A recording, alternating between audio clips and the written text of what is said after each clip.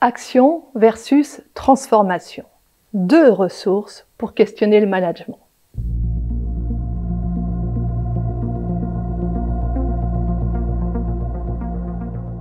Si je vous invitais à me dire de qui vous vous sentez le plus proche, de la taupe ou de l'aigle, pour indiquer comment vous vivez et travaillez le plus souvent, quelle serait votre réponse? Et si je vous demandais ensuite si les choses ont bougé depuis les épisodes Covid, que me diriez-vous? En mobilisant cette rencontre entre la taupe et l'aigle, j'emprunte au bestiaire convoqué par Paul-Henri Moinet dans un article récent du Nouvel Économiste d'octobre 2021. Le chroniqueur utilise ces images animalières pour figurer deux démarches qui se distinguent l'une de l'autre, a priori, dans les modes de travail et de résolution de problèmes que nous rencontrons au quotidien.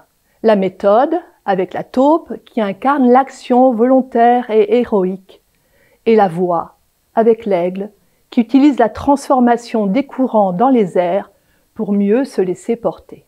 Alors que la taupe hyperactive s'obstine à creuser sans relâche avec une méthode éprouvée, l'aigle se laisse porter par la voie des airs, sans finalement faire grand-chose a priori.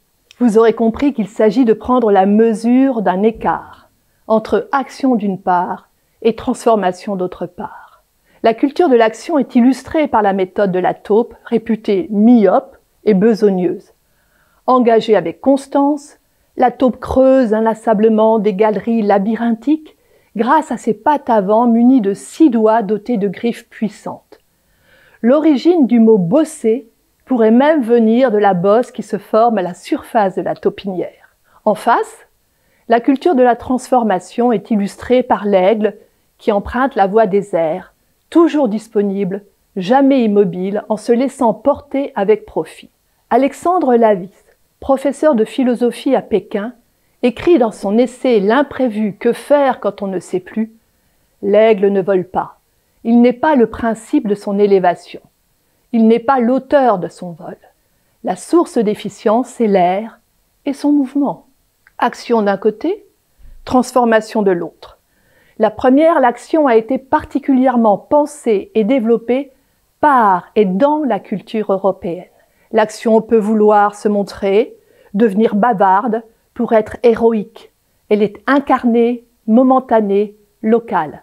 Alors que la seconde, la transformation, a porté la culture chinoise traditionnelle, au travers du taoïsme notamment, allant jusqu'à reconnaître la puissance du non-agir. C'est ainsi que Ivan Kamenarovic considère deux images qui règnent. L'homme, d'action, en Occident, face au sage immobile en Extrême-Orient. On ne voit pas le fruit en train de mûrir, la rivière creuser son lit, un virus se propager. De plus, la transformation est silencieuse, globale.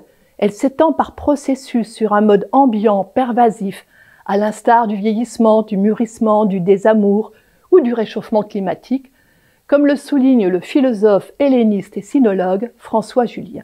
Si ces deux cultures plurimillénaires, l'européenne et la chinoise, ne se sont pas directement confrontées pendant des siècles, c'est parce qu'elles ne se sont pas fréquentées. Elles se sont longtemps ignorées, ce qui rend nécessaire l'usage d'un lexique pour se comprendre, tel que le propose, là encore, François Julien. Mais il est temps, en pleine mondialisation, renforcée par la pandémie, de comprendre en quoi cette pandémie bouscule notre culture dominante de l'action, de ce côté-ci du monde, pour la féconder avec celle de la transformation, usuelle à la culture chinoise. En effet, depuis les différentes vagues Covid, il devient encore plus judicieux, voire impératif, de faire dialoguer intelligemment culture de l'action et culture de la transformation, dans le monde du management en particulier. L'enjeu est de devenir biculturel en quelque sorte, afin d'en sortir renforcé, ne serait-ce qu'en vérifiant que les acteurs taupes et les acteurs aigles cohabitent au mieux, afin de pouvoir apprendre les uns des autres et vivre en pleine intelligence des situations rencontrées. Ainsi, invoquer l'intelligence collective sans ce préambule risque fort de ne pas porter les fruits attendus.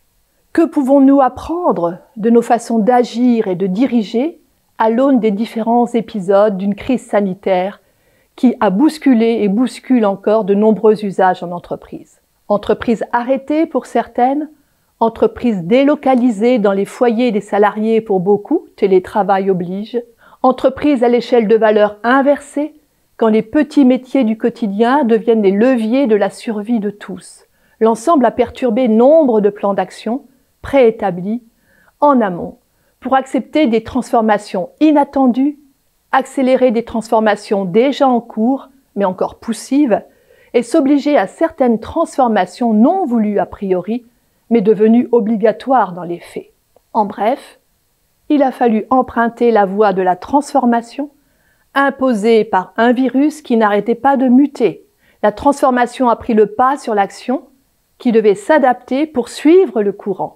La transformation continue, usuelle à la pensée chinoise traditionnelle, a donc pris le pas sur l'action usuelle à la méthode occidentale. Alors, comment devenir biculturel en matière de management? Comment pouvez-vous prendre en compte la dimension illustrée par la taupe, la méthode et l'action d'un côté, et celle illustrée par l'aigle, la voix et la transformation de l'autre côté? En premier lieu, il s'agit de repérer ce qui est implicite. Tout ce qu'on fait sans même y penser, tant ce qui est culturellement établi devient naturel, non questionnable, donc non questionné. C'est plié, comme on dit volontiers, quand les choses semblent bouclées. Mais le virus a tout déplié. Alors, prêt pour la biculturalité en entreprise? Avec la méthode de la taupe, bosseuse, hyperactive, elle travaille sans arrêt, elle creuse inlassablement, ne s'arrêtant que pour dormir et creuser à nouveau, avec un rythme boulot-dodo de 4 heures en 4 heures. Elle frise constamment le burn-out, la pauvre, ou en empruntant la voix, comme l'aigle qui plane, attentif, sans faire grand-chose, mais en veillant sur tout ce qui pourrait lui être profitable. Attention, la méthode n'est pas supérieure à la voix, ni l'aigle plus beau que la taupe, comme le souligne encore une fois Paul-Henri Moinet. Quelques questions pour finir, susceptibles d'ouvrir la voie à un « faire moins » afin de plus récolter, à condition d'investir l'écart entre action et transformation auquel le management est directement confronté. 1. Est-ce notre manque d'action ou bien notre difficulté à mesurer la puissance des transformations en cours qui empêche une prise en compte plus efficiente des effets du réchauffement climatique? 2. Pourquoi promettre des innovations de rupture ou des disruptions radicales alors même que les premières ressources disponibles sont toujours et d'abord celles qui sont déjà là, en particulier quand ces ressources sont humaines? 3. Comment libérer l'intelligence collective en entreprise si les taupes besogneuses et les aigles royaux ne se comprennent pas, car ils ne parlent pas le même langage? 4. Pourquoi prétendre conduire ou piloter le changement en entreprise, alors qu'il est beaucoup plus durable de l'accompagner à partir de ce qui existe déjà pour infléchir les choses in fine sans prétendre les maîtriser a priori? 5. Quelles sont les ressources disponibles pour une connivence accrue entre les aigles et les taupes à partir des transformations en cours dans vos équipes professionnelles? À ICN, nous pouvons vous accompagner sur la voie de ces questions porteuses.